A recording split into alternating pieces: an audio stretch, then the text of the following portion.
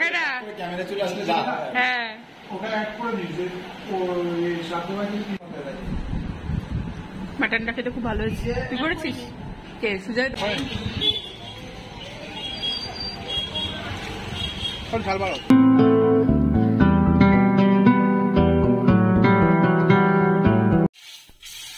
Hello everyone, তোমরা সবাই কেমন আছো? আবার একটা নতুন ব্লগে তোমাদের স্বাগত জানাই। তো দিনটা ছিল রবিবার সকালবেলা মা ব্রেকফাস্ট বানিয়ে দিল। ব্রেকফাস্টে আজকে ছিল আটার লুচি আর আলুর দম। তো ব্রেকফাস্ট করা হয়ে গেছে। ব্রেকফাস্টটা বেশ ভালোই ছিল। আটার লুচি ছিল, যদিও বা ময়দার হলে একটু বেশি টেস্টি হয়। তো কি করব, হেলথ আগে ইম্পর্টেন্ট।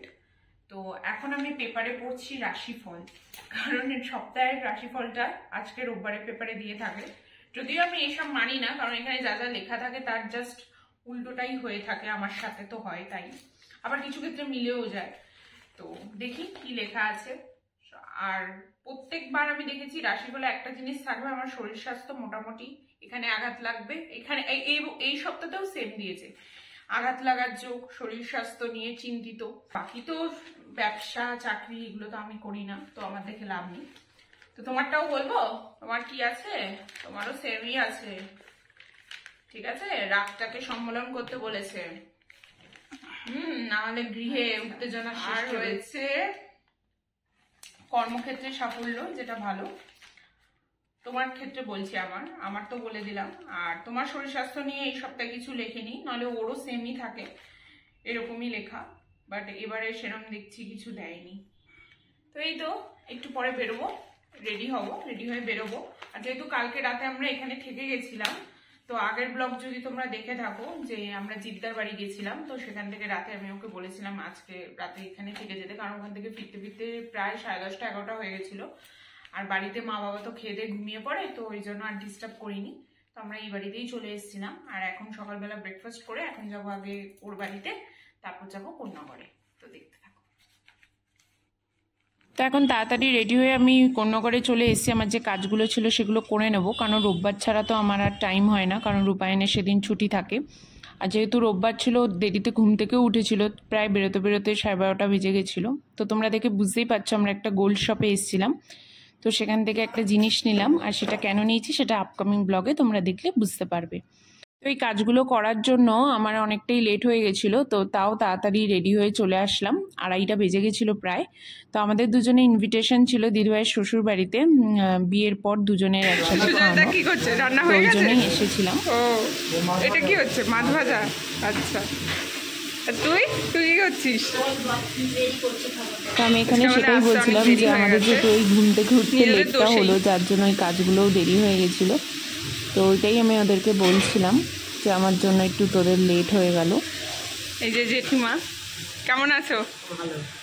তো এখন তোমাদের সাথে আমি দুপুরের মেনুটা শেয়ার করে দিচ্ছি। আর দুপুরের মেনুটা জাস্ট ফাটাফাটি ছিল রাইস, এটা ছিল তন্দুরি পমপ্লেট, আর ছিল পটলের দরমা আর মাটন কারি, চাটনি আর মিষ্টি। প্রত্যেকটা আইটেম খেতে খুবই ভালো হয়েছিল। আমি আমার বরকে খেতে দিইনি, কারণ বলছিলাম আমি আগে ভিডিও করব তারপর তুমি খাবে, তো সেটা নিয়েও মজা করছিল আমার সাথে।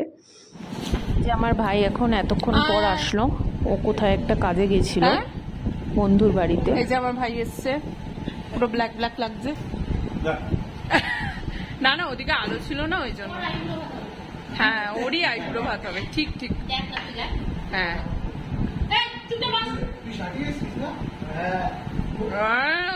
সেকেন্ড রাউন্ড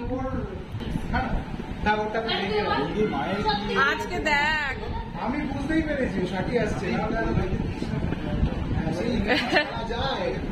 পাতে দিয়ে দিয়েছে, আমি আর কন্ট্রোল করতে পারি? সেটাই। ফুলকো লুচি ছিল নাকি? না না, ঠিক আছে, একটা কাজ কর না, টাঙ্কুকে একটা কাজ কর, শুধু এইটা দিতে। মাটনটা খেতে খুব ভালো হয়েছে। তুই করেছিস? কে সুজয় দা? বসে পড়, ও টাঙ্কুটা মনে হচ্ছে প্যাকিং হবে আজকে।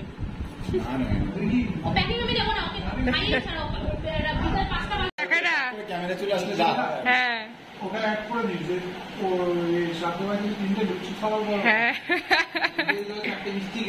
3টে লুচি 4টে মিষ্টি খাওয়ার পর।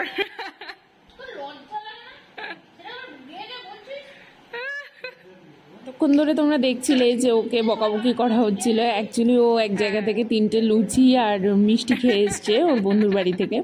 তো তার জন্য ওকে বলা হচ্ছিল যে তোকে যখন দুপুরে ইনভাইট করা হয়েছে মানে দিদিভাইয়ের বাড়িতে, তুই কেন খেলি, সেটা নিয়েই আমরা বলছিলাম যে তোকে পুরো ফিনিশ করেই উঠতে হবে, তো সেটাই বলা হচ্ছিল।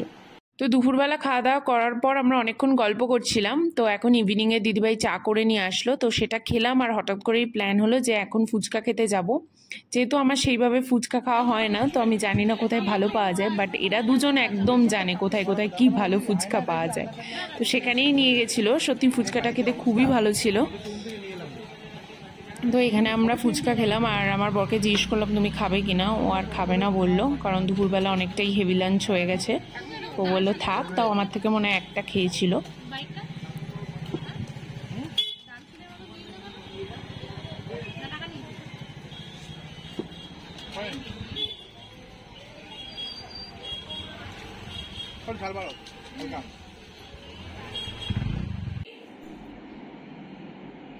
আমি কিছুক্ষণ আগে এই বাড়িতে আসলাম, এখন বাজে 8:30। তো আজকের দিনটা খুব ভালো কাটলো।